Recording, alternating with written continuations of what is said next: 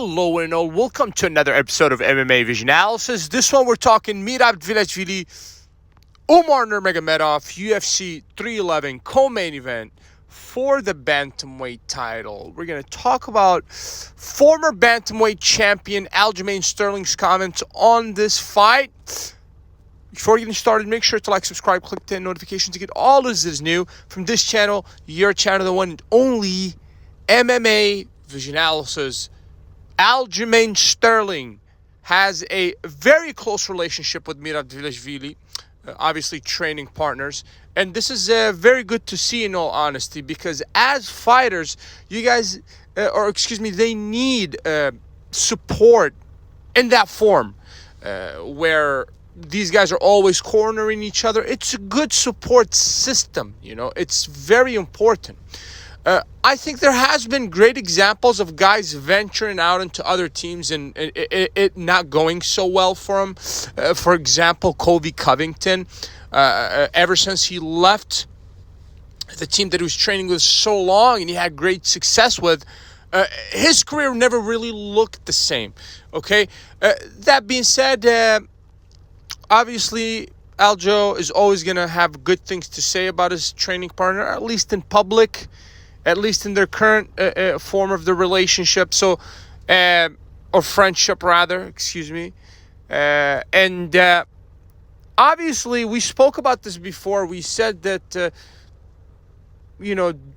actually immediately after that press conference that was had, which was a rushed press conference in all honesty, I believe it was the night right before UFC 310, and it was just clearly evident that Merab Dvalishvili was not having it. He's not happy with Umar being the contender, number one, and he wasn't happy with the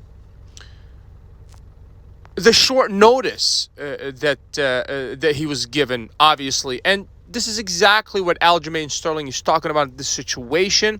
He talks about the fact that, it's not fair for Merab to go in there and defend this title so soon after winning it. And to be fair, I can see both sides of the argument, and I could agree with both. I can't really side with one person over the other. What I'm trying to say here is that if you are Dvalishvili, you just won your title, maybe if I were Dvalishvili, I would kind of feel entitled to a longer break. I just won the title, regather myself in order for me to meet this challenge, which Umar Nurmagomedov is, with all respect to former bantamweight champion Sugar Sean O'Malley, but this guy's a real force, and Merab realizes this. This guy possesses tremendous wrestling, and he's a top-tier striker. And in all honesty, if you lack knowledge about Umar Nurmagomedov, I suggest you go and rewatch or watch, if you never watched the Corey Sandhagen Umar Nurmagomedov fight, you would have an idea of what Merab is going to be dealing with UFC 311. He's a stud himself, obviously. But going from Sugar Sean O'Malley, who was not able to wrestle UFC 306, to a guy that's, with all respect to Sugar Sean O'Malley here, but to say the least, the momentum is with Umar Nurmagomedov. To say the least. Age, momentum, speed, wrestling, these are all tangible, factual things that it's clearly the differentiator between Umar Nurmagomedov and Merab's last opponent, former bantamweight champion Sugar Sean O'Malley. It's a tough fight, and the guy's not getting enough break. But at the same time, the other side of that argument is that you are the champion, you're the target now. When you were chasing the title, you didn't ask for the champion to take breaks. You wanted to get to it as ASAP, and so is the next person in line. So is he not getting a fair? Maybe. Is the UFC trying to rush that Nurmagomedov name onto that bantamweight title? Maybe. Is it going to be better for marketing? Perhaps, right? Nothing is guaranteed, but on a bounce of probabilities, this might be the realistic, factual way that things are and things have been laid out. But I'm not here to speculate.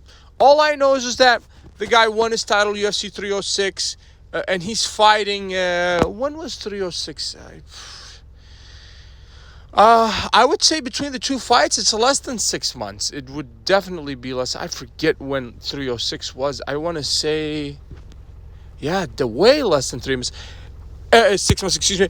Anyways, long story short, I can see both sides of the argument in all honesty, but if you're a Merab, you go in there, you deal with Umar Nurmagomedov because you're bound to face this guy regardless.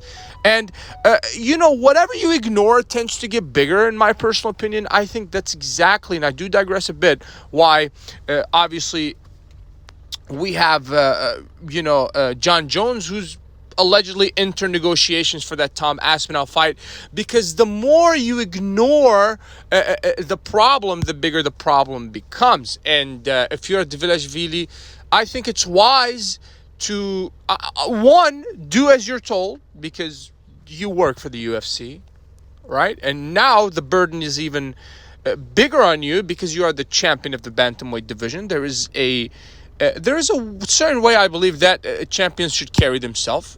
This is very clear. Number two is the fact that if you keep ignoring Umar, it's not like the guy's going to disappear. So eventually you're bound to face this guy if you are champion and if his career keep heading towards the same trajectory. So how about, you run into the storm instead of running away from the storm, the one that's eventually going to catch you. If you made it this far, appreciate you for sticking around. Please let me know what you think in the comments and subscribe for more.